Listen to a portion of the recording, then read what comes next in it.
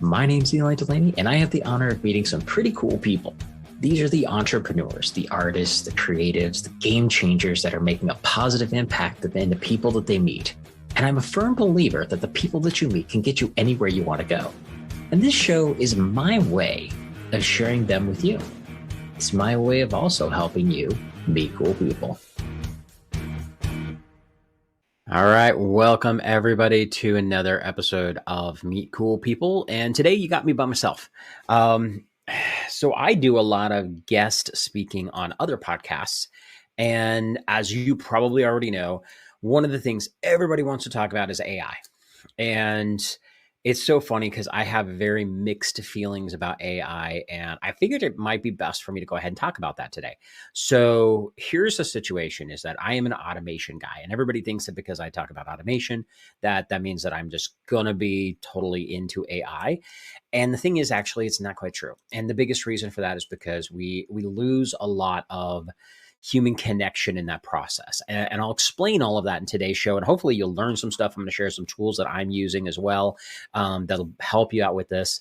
But I wanted to kind of put it on the table of my thoughts, my ideas, and also how I am actually using it in ways that I feel are still ethical and create the human connection versus the lazy way, which is where a lot of people do it. So first and foremost, I'm going to give a little bit of disclaimer for my friends and my clients that are hardcore into the AI space. Most of you know my opinion on it. You know that I have a love-hate relationship with it. And hopefully this is going to clarify my logic and my thoughts behind it, but also know, as I say all of this stuff, some of my best friends and some of my clients are in the AI space hardcore. They're doing all kinds of crazy stuff. I don't agree with everything that they're doing, but they're doing some pretty powerful stuff. So if it resonates with you, cool. If what I say resonates with you, that's cool too. Take what works, ignore the rest. That's perfectly fine. So I don't want anybody just getting annoyed and pissed off at me because I'm bashing on AI. But again, I'm going to share with you some of the things that I'm actually using AI for that I think are very ethical and very good and definitely help streamline and automate a lot of what you do, which is the goal of everything that I try to teach. So the biggest problem that I see is a lot of people are doing it wrong in the fact they're using it as a way to get lazy. And what I mean by that is when people say, oh, you don't have to worry about it, just have ChatGPT write all your emails for you. Yeah, there's some problems with that. One and the most important thing for me is the fact that there's no heart in it. And you can train it to be pretty darn good. I've seen it. I have a friend of mine, Steve Peterson, is a copywriter, and he's using AI like crazy. And at one point, we're probably going to have him on the show, and he can even explain some of that probably. Some of the things that he does, I don't like them because of the fact that I want stuff to come from a human being. I want a connection with a real human being. And so when you start doing things like sending out emails, telling stories, but they're not your stories, that's inauthentic to me. And a great example of this is I know there's a lot of people out there that aren't using AI, and they'll tell stories, and it's like, I heard somebody else tell the same story 2 years ago, but this person now is telling it as their own story. It's inauthentic. It's literally lying. And so that's where some of the things I have issues with. Also looking at things like doing full like sales conversations. The AI bots that you talk to, those creep me out for the simple fact that I want to have a conversation with a real person. I buy from people. I don't buy from robots. I don't buy from companies. I buy from people. There's a connection somewhere. There's some things that I buy based on a company or a particular product, but that's consumables. There's zero loyalty in that. The loyalty comes from the relationship. So that's where a lot of my stuff comes into play with this. Okay. Now let me talk about a couple of things that I think it's really good for. One, factual information. Honestly, if it's purely something reporting on the events that happened, I almost would rather be AI with the fact that hopefully it's not biased, that it's just reporting pure facts. Google just releases XYZ new update to blah, blah, blah, things like that. And I'm just making something up because I think I read something about that earlier today, about AI, as a matter of fact. And things like that. So if it's a company did this or a person did this, and this is the news, and these are the facts. Honestly, Things like that, I would rather come from an AI, hoping that they didn't program it to be biased on one side or the other side of a political spectrum or any of that kind of stuff. So if in a situation like that, I think it's actually great. Database newsletters are great. I actually have a couple of those that I like to know kind of some things that are going in the news. I know they're written by AI. I know that it's not a real person, but I'm not looking for their perspective. I'm looking for the facts. When I'm looking for the facts, cool, perfect thing. Okay. So that's the first thing. If you have something that's factual based, news related, data related, I don't have a problem with it, honestly. I actually prefer AI to humans because humans put their own bias on it. Second thing, brainstorming and research. And I do a ton of this stuff myself. So I will go to specifically ChatGPTs where I get a lot of my ideas, and I will just go through and ask it some questions. And it'll be like, hey, you are a small business owner in this arena, and you're dropping the ball in your follow-up systems. What are some of the questions you have about creating a more effective follow-up? And it will come up with those questions. Now, what I do with it is I take those questions and then I create content around it, but I use that as a brainstorming idea of what to talk about, but ultimately I'm talking about it. Okay? So using it for brainstorms, using it for research, what are the top 10 business books on networking? Okay, great example of that. Matter of fact, actually, I was mentioning Steve. Steve and I went through that conversation just a couple of weeks ago, and that was a question he popped in. It's like, okay, cool. And I know which ones I've read, and I would know which ones I haven't read. Maybe I need to put those on my list and start reading those. Now, using those to come up with ideas, awesome. If you were to turn around and say, and create a summary of each of these, and then you put it out as like, hey, here's a book that I read and blah, blah, blah, and you put out your summary, but you didn't read the book, again, we're inauthentic. We're lying. Not cool. But using it as an idea to come up with the ideas like, oh, yeah, I read that one. Cool. I could talk about that. I could talk about that. I could talk about that. And coming up with your own content based on its questions, great idea. Things like that, I think, are really good. Those kind of research kind of things of getting the spark, it's like getting the kindling going. That's a great one. Because most people, when they go to write something, especially, they look at a blank page and they go, blank, nothing there. So it's a great way to come up with the ideas of topics and things. I have whole strategies around coming up with ideas and topics, but GPT or any of the other AI things out there are a great way to come up with additional ones maybe you didn't think about or questions you didn't think about. So that's a great thing. Okay. So research and brainstorming, totally cool. Love it. I use it that way all the time. Transcriptions. So taking an audio or a video and transcribing it, number one, very, very cool. Love the fact that we can do that because we can actually get transcription done very quickly. Yes, it's not going to be perfect. It's not going to be as perfect as maybe a real person doing it would be, but you can get it like 90 to 95% there easily and even higher very, very quickly.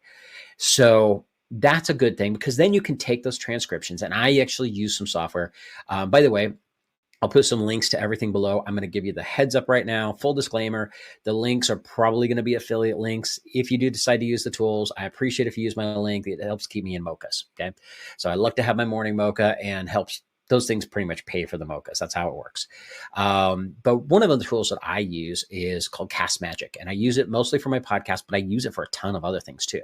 So I will take transcriptions. So I'll take videos or audios, I put them into Cast Magic, and there's some basic things already preset. So number one is it does the transcriptions, but two, then I can actually use AI to say, okay, would you, write me a step-by-step SOP based on this training video? Now, I've done that both with other people's, like a webinar or other training programs, and I've done it with my own. And the great thing about it is it summarizes it very, very quickly, and it can create that step-by-step checklist. So this is something that I can turn around, and I will still take it, and if it's my stuff, I'm going to take it out. I'm going to put it in Google Docs, and I'm going to massage it out. I'm going to make sure that everything says things the way I want it to, because it's not going to be perfect. But it gets me like 80 to 90% there, and then I can fine tune the rest. I can hand it over to my guys, and they can make it nice and pretty for me. So it's taking my stuff, my transcription, so it's my voice, and then creating a step-by-step checklist based off of that we can then turn around and use as a tool to go along with that training. Also, I'll get trainings from other people. So maybe somebody has a webinar or I buy a course or something like that. I can take those videos and upload them in there, and it will actually create that SOP for me, which is great.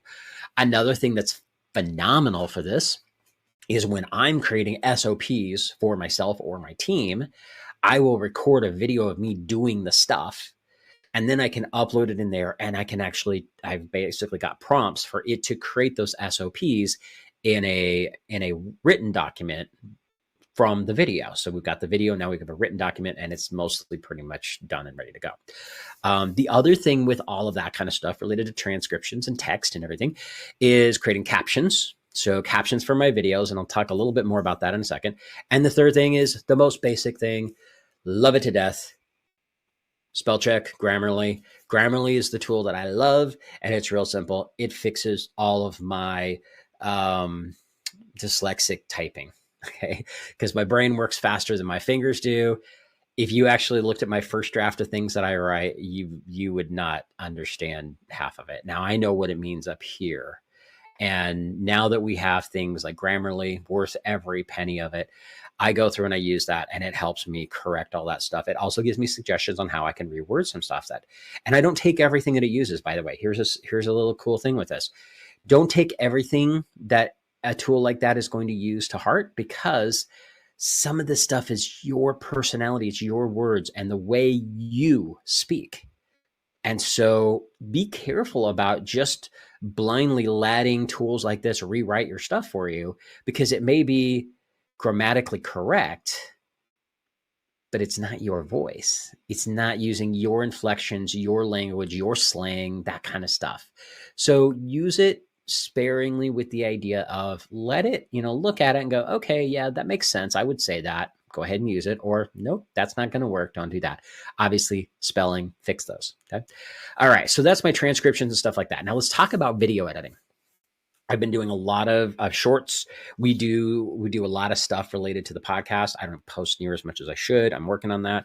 But getting that 30-minute interview and chopping it up into smaller chunks. So I will use tools. There's Opus. I use one called Minvo. I like it better. I actually have both, and I like Minvo better. So, again, I'll put links in the show notes for this. But taking a 30-minute video and finding the nuggets out of it, that's a really big thing, because that takes a ton of time. That's like the most consuming part of doing any kind of video related stuff, is like finding the nuggets. It's not really editing those nuggets once you have them, but I can take a 30-minute video and use a tool like Minvo, and it'll come up with like 20 clips for me to use. And will I use all of them? No, I'll probably get 10 to 15 good ones. Okay? But then that does the majority of the work of finding it, which is huge. I mean, that would take me 2 hours by itself sometimes. And it crops them out, creates these little sub videos for me, and then I can go through and edit them. It also does the captioning. So it knows how to make them nice and pretty and formatted right and all that kind of stuff. So when you got the text over the videos, and it takes what would take hours to do, like a 30-minute video, to create 10 short video clips by themselves would easily take 3-4 hours. And now it takes me about a half an hour to do the whole thing. And a lot of that is the fine tuning. There's a ton of fine tuning that I do on my videos, because it's like I could take them as is, but I want to make them better. And so that's where that personal touch comes in. But if I can take 30 minutes versus 3 hours, that's a huge saving. So it did a lot of that stuff. But at the end of the day, it's doing is just basically saying, okay, here's a good nugget. Here's a good nugget. Here's a good nugget. If I don't agree with that nugget, I don't use that clip. Or if I look at it and go, this is missing some stuff, I can go back to the transcript and edit it and say, okay, add this to the end or this to the beginning or something like that. So that's a big one with it. So other things that I think that AI is good for, knowledge-based info. So I'm not a big fan of the chatbots. I don't like them because 99% of the time, by the time I've gotten to them, I've already searched the knowledge base. I've already searched the how-tos, all that kind of stuff on my own. I like those better, but I know a lot of people want the shortcut. So taking that data in, like importing all of your knowledge base kind of stuff and creating a chat bot around it, I think is not necessarily a bad idea. I personally don't like it because I think I'm faster just searching myself than asking a bot and having it tell me a bunch of wrong answers. But I see the value in that thing. Now, here's a big thing when we're talking about bots. Don't make the bot you. Give it its own personality, its own name, something to that effect, so people don't think they're dealing with a human being only to find out it's a bot. And a lot of times, if you've ever used chat bots for support and any kind of thing, you find out most of the time they'll drive you nuts. And so you don't want to go through and go, well, that person's a complete idiot, when actually it wasn't a complete idiot. It was a bot that just didn't know better. Okay. There is a difference between the two. So give it its own personality. Like, I do have a bot. I've had a bot for several years, and I've used him in a couple of different things. And I say him because it's entertaining. His name's Galahad. And I got a cartoon little knight in shining armor done with him and everything. It's kind of fun. It's cool. It's cute. Give some kind of personality of its own. It's not you. It's not customer support rep Jill. I mean, any of that kind of stuff. Don't do that, because that's inauthentic again. Okay. You're pulling away from the reality of it and faking like they're talking to a human being, which a human being causes a relationship and a connection where a bot's not going to have that. Okay. So you need to be honest about it. Another thing that things are good for, and this is not my area, but like data analysis. Having AI analyze, I mean, I know a guy who does this with like your accounting kind of stuff. You can basically go through your books and see where are the holes, where are the opportunities, things like that. And it can analyze what might take a day's worth of work. It can analyze it in about 10 minutes. These kind of things are super powerful, especially when you're looking at P&Ls and things like that. So things like that are really good for it. Okay. So those are some of the things that I think, and again, like, I'm going to go back to the data analysis part. That's not my specialty, so I can't really give you a lot of examples of it, but I know those are some of the things people are using it for. I think that that's not necessarily a bad thing. But the whole point of all of this stuff is, it's not that I think AI is bad and evil. Yeah, I kind of do. I have seen Terminator. Okay. But I think that people are looking at it wrong. And that's where I am still doing research. I am still digging into it even further, trying to see where can we use it where I think it's still ethical and honestly good for people, because I'm all about productivity. I'm all about automate what you can, delegate what you can't, and delete all the crap you shouldn't be doing anyway. I call that entrepreneur ADD. If you've followed me at any point at all at a time, you know that that's what I do. But how do we do it without being inauthentic and literally lying to people? That's what I really want to keep in mind. So, final thoughts with this. The key is to keep it real. Use it as a leveraging tool and a productivity tool, but not to remove your connection. So, not replying to emails as you, not posting on social media as you, not your sales conversations. I've had those conversations. They're creepy. The whole point of communication is human to human, not human to bot, and not bot to human. Because if you go too far on that, and we're already seeing it happen, we start removing the human connection altogether, and it's bot to bot. At that point, the humans become obsolete. It's not what we're after. The point is just to make our lives easier, help leverage our time, to free us up to do the things that the bots shouldn't be doing, to the AI, that automation shouldn't be doing, which is the human connection. So hopefully that helps. Hopefully that gets you an understanding of my thought process and gives you some ideas and some tools, and maybe you can use it more effectively. And with that said, I would love your thoughts and feedback on it. Feel free to message me. I'd love to have a conversation with you about it. I guarantee a couple of my friends are going to be reaching out going, all right, Eli, we need to chat, because they're all in on this. And I'm not there yet, but I'm looking at how can we use it in ways that I think are actually still ethical, still creates the human touch without removing the human component from it. And that's the key. That's everything that I stand for, is based around how do we keep the human component in there, because we're humans. It's important for us to have a connection. It's important for us to have actual relationships. Today's society is already struggling with face-to-face communication because they're on their phone so much. We don't need to take it to another level where my bot will talk to your bot and they'll figure everything out, and then we just do things, but we're not actually interacting. I don't think that's a good thing for society. And so that's the part that I'm not a fan of, but there are some great ways that you can, and I totally encourage you to use it. So with that, get out there, have an amazing day. If there's anything I can do to help you out, reach out, let me know. Take care. And that wraps up another Meet Cool People show. Now, if you like what you heard, be sure to give us a like, subscribe, or review so I can help introduce these amazing cool people to even more amazing cool people. And just remember, meeting cool people is just the beginning. You need to have a system in place to follow up with the amazing people that you meet. This is exactly what we do for our clients. Now, if you'd like to see if my team and I can help you, go to convertmoreclientsnow.com and check out the case study video to see exactly how we're helping our clients turn casual connections into cash clients for life. Again, go to convertmoreclientsnow.com and see how we can work together to turn you into a follow-up rock star.